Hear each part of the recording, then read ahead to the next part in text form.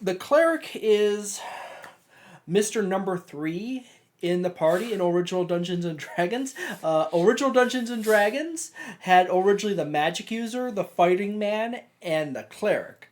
The fighting man was the pure martial.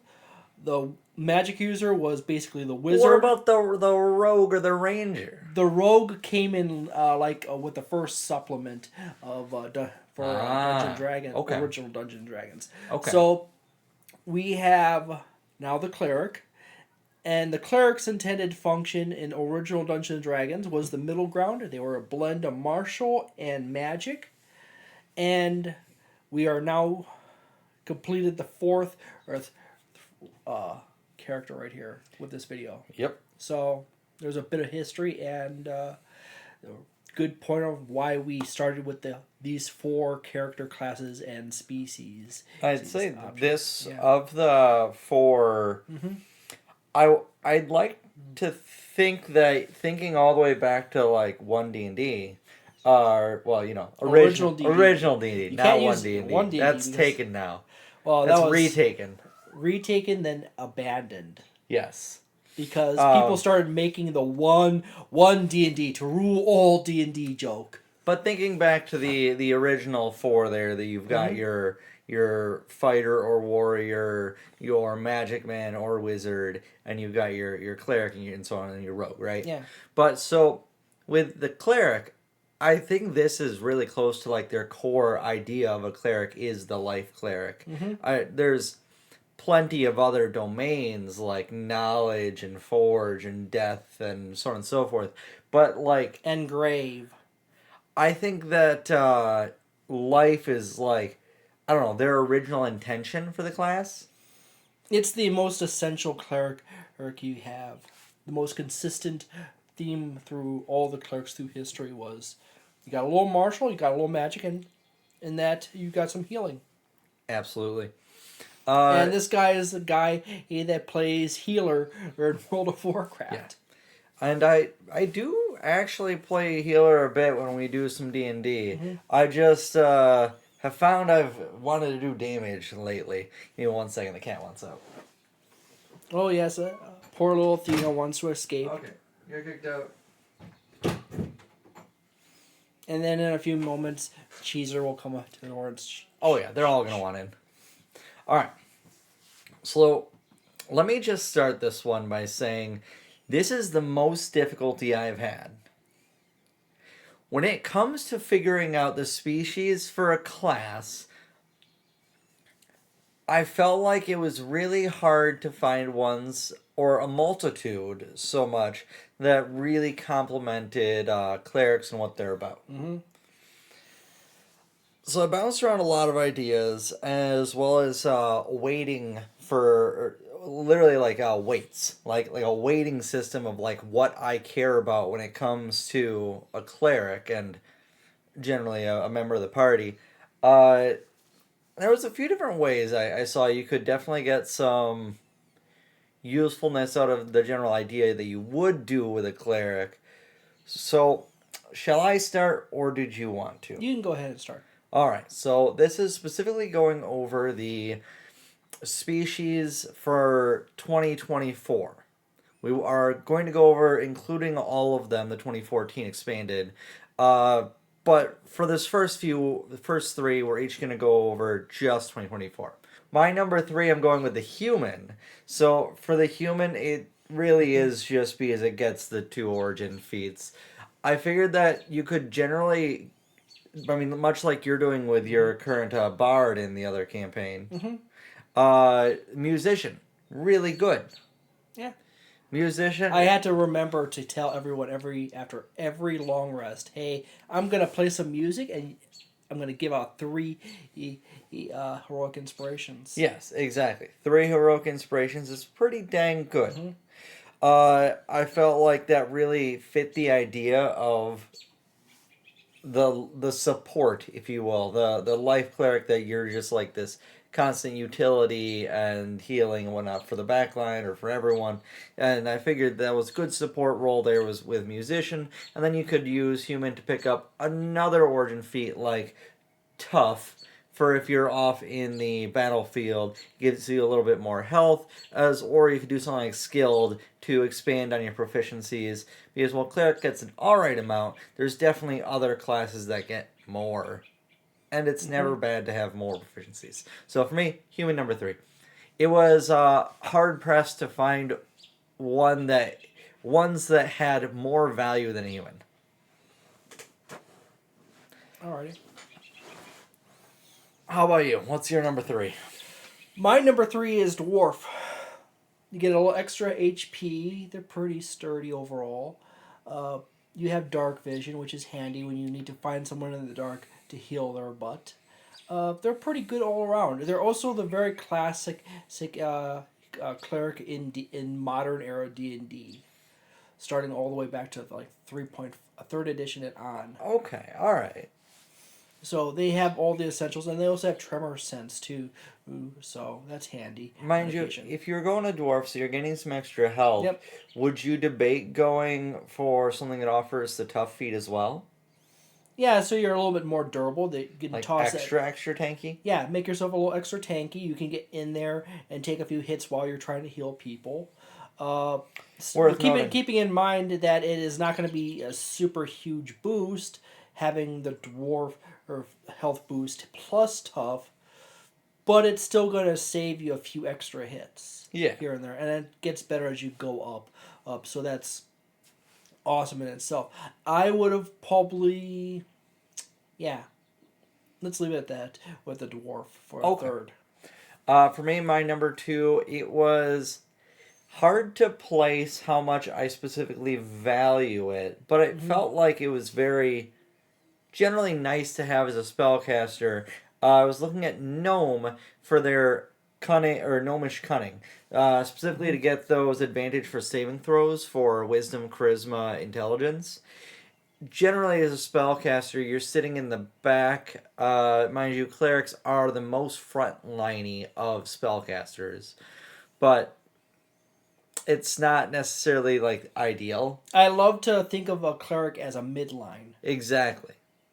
They can kind of pitch hit into the front, but their best is kind of like hanging back just a little bit, letting the fighter and the barbarian and the paladin go front side with the monk. Yes. But for me, I value those saving throws pretty highly, especially when you already have decent amounts of tankiness on your actual AC. Because, mind you don't get heavy armor, but you still get a medium armor and a shield. So you're looking at around an AC of 18. So generally on the tankier side. And then it kind of like completes your shell of defenses, if you will, to an extent. You don't necessarily have dex saves, but you take what you can get. That's my number 2. Gnome. I would have put gnome in 4th place. Okay. And in 2nd place, I would have put human. Because you get your automatic heroic inspiration every morning as a human. And you get double origin feat. That is awesome. You can, as John denoted, you can pick one like tough to make yourself even more tanky. You can put entertainer on, and so you got your free heroic inspiration, but you can also give everyone else heroic inspiration. And as a good general rule for optimization, just with say like aid, and my goodness, my brother John is like a hero with aid because he's saving people left and right with it. Not me, other John. My brother John, not this John. But that comes down to the principle of the best way to heal and protect party members is oftentimes doing it before the problem happens. Yeah. Which is why aid is awesome, and that's why also like having the ability with like the warlock to throw false life on yourself, and give yourself an extra buffer of HP. Okay, so what you're looking at getting musician or entertainer or whatnot. You have the option. You have the option for that, but you can also grab the magic initiates. And I was gonna say if you're going human, you're getting a second one anyways. So are you going a magic initiate for an additional healing spell, perhaps? Well, You could double into Cleric, you hypothetically. could double into Cleric, but you could also just say like, screw it, I'm gonna pull a classic me move, Uh-huh. and go with Wizard and get that shield spell. You could get Shield, or I think you can pull Chromatic Orb out of there as well. Or I could get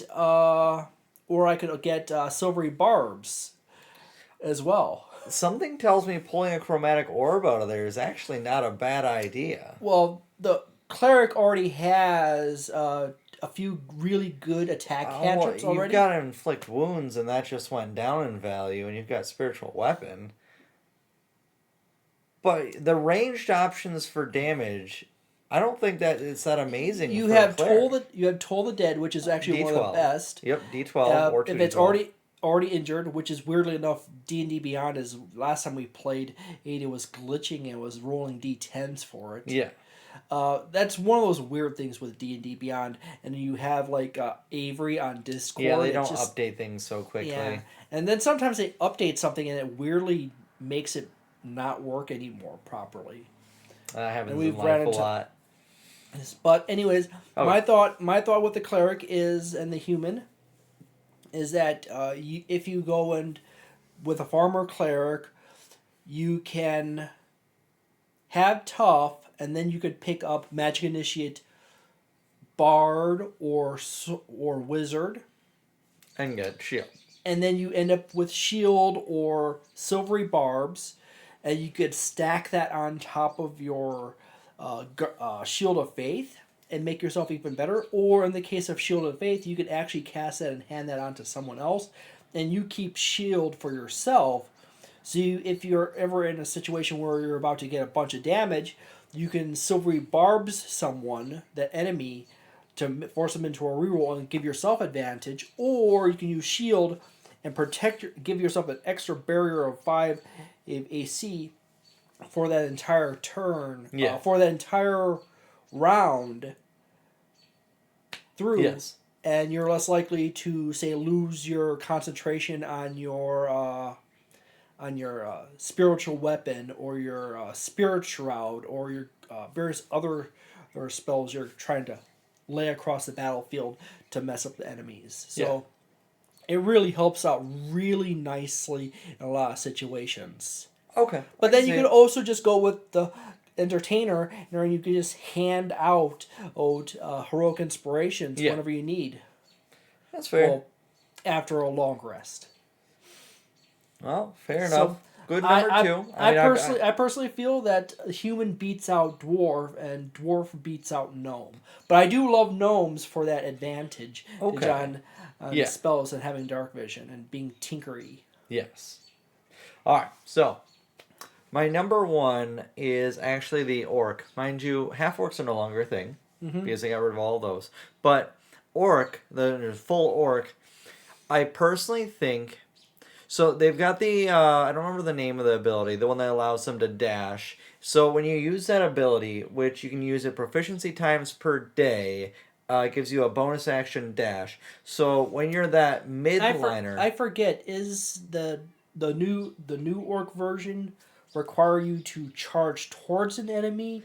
No, I don't believe so. It's just a free dash. The old version had it was the like requirement a rush where you had to run towards an enemy. Yep, I don't think that's required anymore.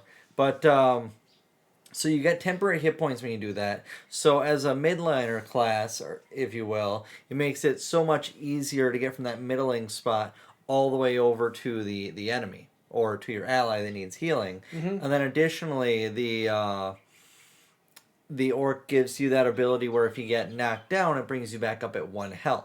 So if you're already like getting in, doing things, a lot of the time you'll get knocked out as that healer. They'll focus you and you go right down. That additional get back up at 1 gives you a way of almost saving yourself, right? So that you maybe get that chance of healing that you weren't going to get. It's on a bonus action. Yep. And you're correct. It doesn't have that requirement of rushing towards enemies. Yeah. So with that, yes, it allows you to get in very quickly, get some temporary hit points, make you more tanky, and then it gives you that backup plan for if you get knocked down, you can still end up getting yourself or your allies back up. But yeah, that's for me, Orc number 1. Orc actually very good. Honestly, I agree with you, and that's also why I chose Orc as number 1 as well. It's really nice as a cleric. When my first foremost thought is that orcs are pretty tough. When they get knocked down, they pop back up with 1 HP. Being a cleric, you can heal yourself to bring yourself higher on that. It's always nice having that little extra emergency recover just in case a enemy attack goes a little over and knocks you down good. Yeah. Plus, if you do get knocked down, I mean, you are a life cleric. Mm-hmm. You have so much healing throughput that you're probably just gonna be able to instantly get yourself back up to full. Yeah. And that's why I went with Life Cleric, but also having that nice dash feature where you gain a little temper or HP and rush towards something. It adds a lot of tankiness to it and gives it much easier ways of getting in and healing your allies. It's great. The only problem with it is that it's on a bonus action, and you have a bunch of really good bonus action spells like Healing Word or your Spiritual Weapon. True, but if you're using Healing Word, you would never want to dash in and Healing Word at once. Or you might want to dash away from something. Yeah. But still, it's awesome. I agree. So, we're on the same page. Orc, very good. Probably the best, at least in my opinion, for a cleric by 2024 rules. My personal opinion is the top 3 are all really close together. Depending on how you roll your dice, he's on their stats and how you put them together. I'd say the top 2 are way closer to being like tippy top. I wouldn't put everything real close to each other. The dwarf is probably, I do agree that dwarf is probably a little bit farther, just a bit further away from the second place, in my opinion.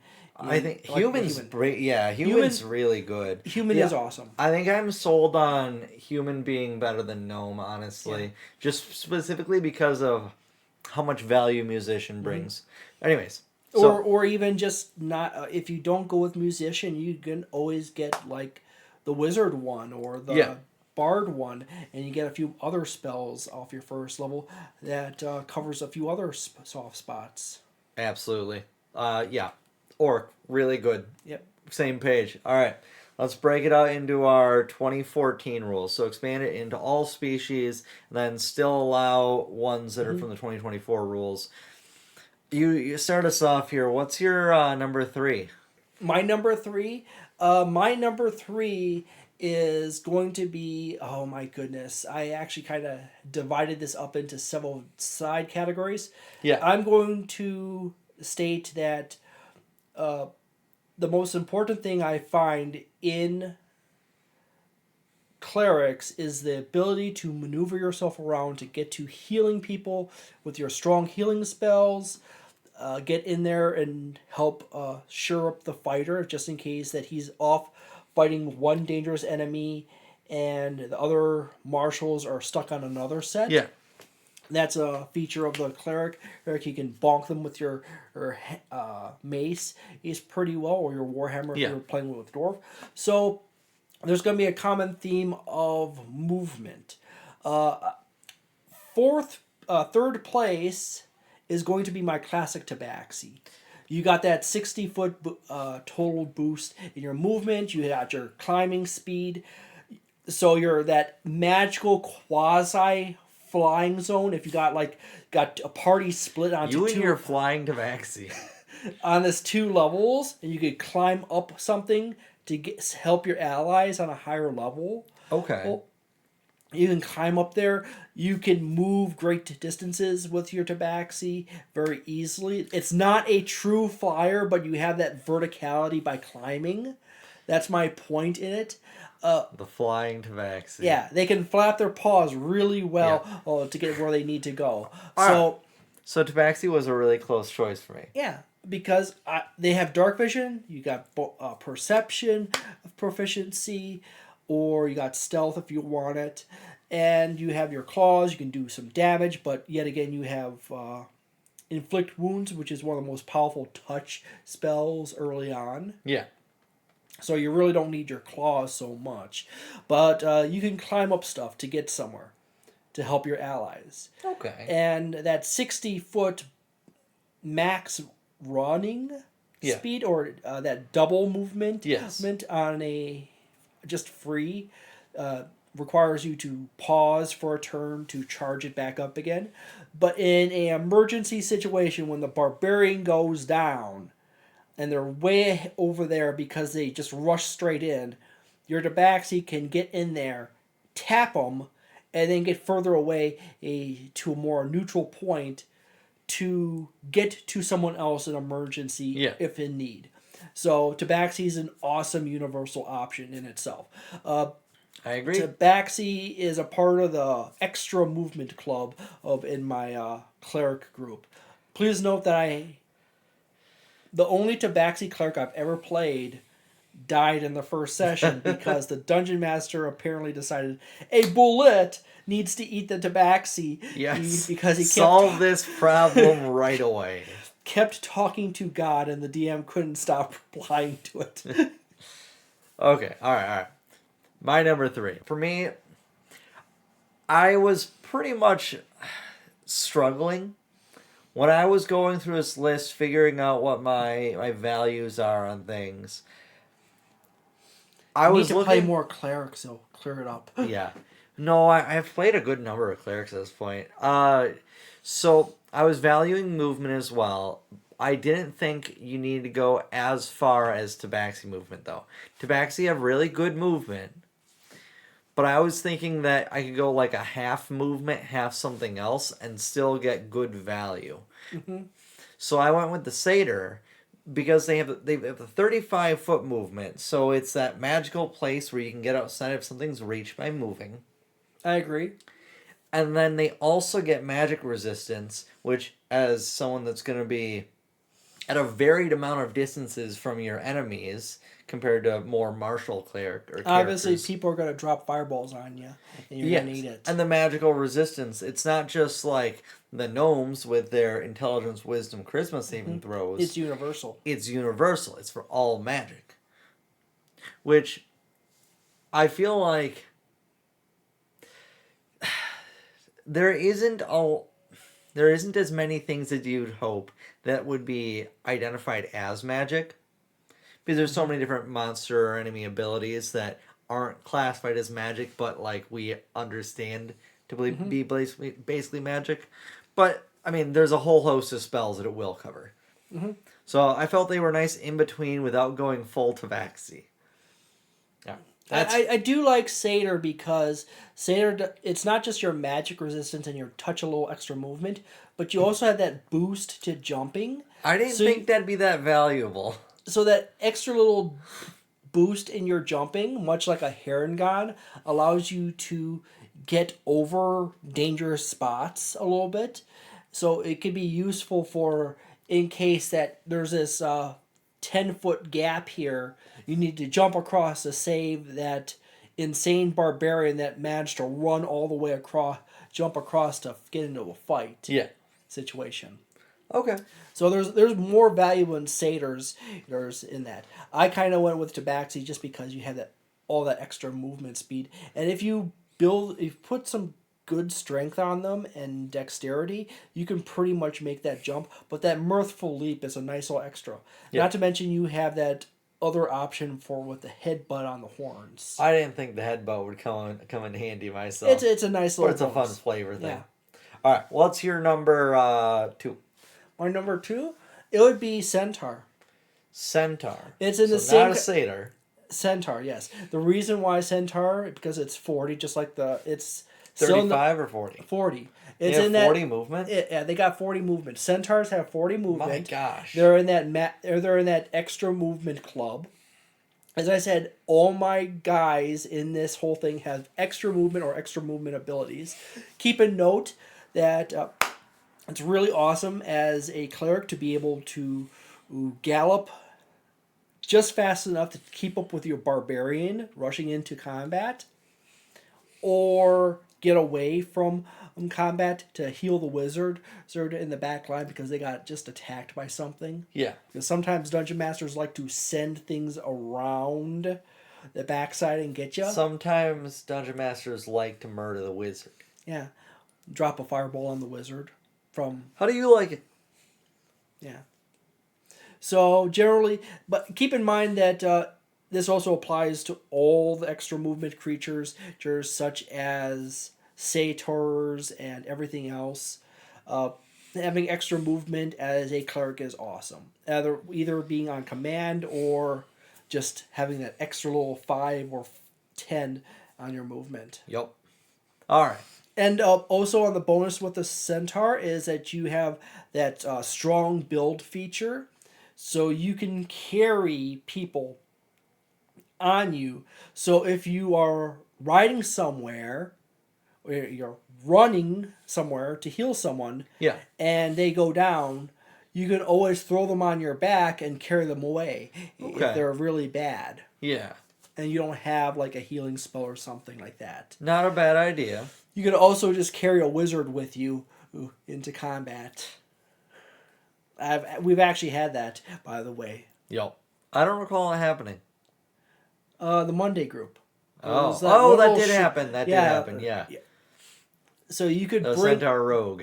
Yeah, it was a centaur rogue. It was an awkwardly built centaur rogue. We couldn't quite figure out how to get the stat distribution right to fully use all the abilities properly with the centaur rogue.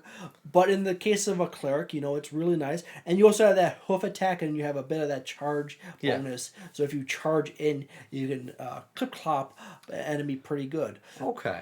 But it's the nice thing that you have that extra movement, and you have convenient portable transportation for either an ally like a wizard to cast spells from, or a ranger, or that fighter that just drop themselves and you're out of your spell slot, out of your good spell slot. So you can only use stable. You can only use say like gentle repose or spare the dying, and you just toss them on your back so they don't die before the end of combat, and you get yourself out of there. All right. It's nice to be able to move people around. I see the value. All right. My number 2. So, I may be overvaluing this ability, but maybe I'm not. I was looking at the Goblin. The reason why is almost entirely because of the disengage ability. Mind you, you do have the hide option as well. Maybe it'd come up. But I'm imagining... touch of rogue, he loves rogues. Well, it's not even that. I'm imagining the cleric over in battle, and let's say you've got multiple groups of enemies, or there's like an enemy at each one of your allies. If you're over fighting Goblin A over here, you need to get all the way over to Goblin B over there, you can disengage to get to the other one to heal that other ally. Because notoriously, a lot of your better Wait a minute, Goblin A is a party member and Goblin B is a party member. So you got Goblin C, which is the cleric who's running between... Yes. That might be a fun campaign to get everyone to play goblins. For the disengage. But yeah. So for that disengage, I feel like it's really useful for when multiple ally members are pinned down in different places. You can bounce around the battlefield, which is, mind you, not as great as 35 for 40-foot movement, but you're going to take opportunity attacks with those increased movements regardless. With this, you can bypass those, still make distance, and get to your allies and help them. I agree. I agree that Goblin is awesome. I do kind of consider it to be in like that second string and just right below 3. Okay. But Goblin has Dark Vision. Goblin has Fear of the Small. Goblin has Fey Ancestry, so you have basically a resistance to charming and sleep attacks. So you're less likely to be charmed by your enemies in combat, and you can keep healing your allies or injuring them if you're bonking them very viciously with your little mallet as a goblin, which with the Fury of the Small feature would improve the damage output with it a decent amount. I do agree it's a really good option as a cleric. All your choices are very good options for cleric, but yet again, I personally consider a bunch of them to be like maybe like this the next tier Yours down, is like the next tier down. Yeah, the fourth, See, the fifth, the sixth one. I would lean you went almost too deep into movement myself. My number one would actually be fairy. Okay, I was really debating fairy. It was like top 4 for me. I mean, you're gonna explain fairy. You're gonna go over the same Yeah. points. So you go for it. You have your fun little extra spell ability to shrink yourself or expand yourself. You have your flight that allows you to fly around. You get your extra little druid wood magic chick in there. They're very nice. They're small, so they're easy You've fit missed into a every. good spell they have too. Yeah, I forgot the name of the spell. Fairy fire. Fairy fire. Thank you. You also have fairy fire, which is great for being on enemies. He's to help your allies in the front, but generally, fairy is generally in the number one or the top tier group. I would also say that Owlin would also be a great option in there too. Yeah. You got dark vision with Owlin. You have your talons, and I you do. could stealthily fly as Yeah. well. So that's also a good alt option in the top three as well. Air Cockra is just pure flying, and its 50-foot flying speed is amazing, but it's denoted in the little note in the flying area on Aarakocra that it might have its flight reduced if it wears armor heavier than medium. Yes. So your dungeon, it's basically a free given to a dungeon master to, I'm going to reduce your flying speed to 10 feet or Yeah. 20 feet or 30 feet or 25 feet or 40 feet or whatever the dungeon master thinks. It's the moment you decide to put full plate on your Aarakocra. Yeah. Aarakocra would be in that secondary tier right under third place. Depending on where you build them out, they might Yeah. be really good, but yet again, you're only really getting that awesome 50-foot flying speed, and you don't really need that 50-foot flying speed. It's maybe even a third tier down, or like you got that top tier, top 3, top 4. Yes. And then there's the secondary tier, which top tier and secondary tier are all awesome ones, which is why all your choices are still exceedingly good choices for a cleric. Yet I don't think that they're the top 3. Okay. But anyways, I would say fairy is awesome. And you're small enough that you can easily get yourself into an area with your ally as well and help them directly. And the flight of obviously, you could almost get with the flight of a fairy, you can get almost close to that flight speed of a Tabaxi. Tabaxi, Tabaxi. Unless you get netted. Those goblins with their nets are a menace to all flying. So that's your number one is the fairy? Yeah, the number one is fairy, but probably a good alt for the top 3 or even the fairy would be Owlin. I agree with that. Because they are pretty good overall, and they have excellent perception, and they have dark vision, and they have that silent flight. So, hey, if you could silently fly in to heal someone, and maybe if you get your dungeon master to like give you a stealth check to not be noticed by the enemies, you might be able to heal someone and get out without being spotted. So there you go. Okay. All right. My number one. The orc still holds it for me. The additional hit points on the dash, the being able to get back up, the free or the bonus action dashes, it just allows you to get a lot more consistency when it comes to helping your allies that are on the battlefield. Yep. Yeah, you're not getting a whole lot of utility, I guess, in one sense, but you're giving yourself a lot more reassurances in the negative times. The important thing with the orc and the human and gnome and other ones that were listed as well as dwarf versus the flying option is that all of those, the original 4, are really good options in comparison to the ones that are including the 2014 and the 2024s. The only difference is you don't get a lot of bonuses to movement. Yeah. So you're kind of stuck in always trying to hug the front line as much as possible. Yeah. But still not be so far away from the back line in that if the front line gets too far ahead, you can't get to the back line to heal them just in case someone drops a big spell or launches a bunch of projectiles into the casters. Yeah. But then again, most times the front and the back line are not terribly far apart from each other. So Yeah, a lot of the times a battle isn't going past like a 50-foot gap between enemies. More so, it's closer to 20 or 30 feet gap. So as long as the cleric is sitting in the center of that group, they can pretty much cover for everything in the front.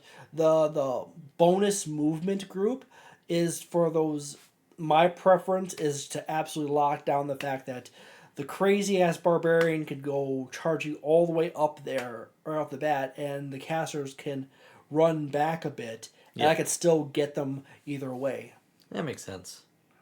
All right. Well, those have been our top species for the Life Cleric. I think that the top pool for Life Cleric are the top 8 to 10 are all notably really close to each other. I agree. Yeah. The top two in the 2024s are really strong together. And if you include all the 2014s and the 2024s together, you have basically this top two tiers of 5 in each or 6, where depending on your dice rolls and what background feat you put in or whatever else you want to add in, they're all equally good, Yeah.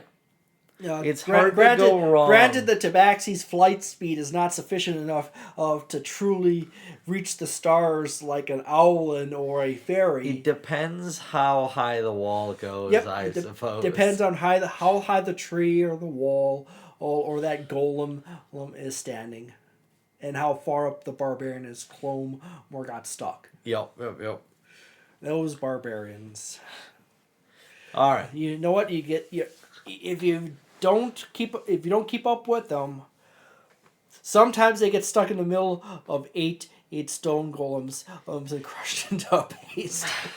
Sometimes there's nothing you can do to stop the barbarian being crushed into a paste. Thank you for watching. Important note, if you ever have a barbarian player and you have a player that truly plays to the class, someone might want to switch to another martial so the barbarian has a friend. Oh, yeah. In the front line. Because they have amazing HP and they can take a lot of beating, but if they're the only one taking the freaking beating in the front line, they're going down. Especially if they're using Savage Attack or whatnot. Reckless Attack or whatnot. Anyways, thank you for being here. Thank you for watching. For anyone that watched all the way through, we'd appreciate if you subscribed. You're not required to. Jason says you are, but I've said no such thing. I said Athena told me they have to. But I said it would be very nice if you subscribe, vote on the channel, the video, like or dislike, and throw the video into a playlist, because it will be useful in the future. Thank you for being here. We'll see you guys next time. You guys have a wonderful day. And a nice night.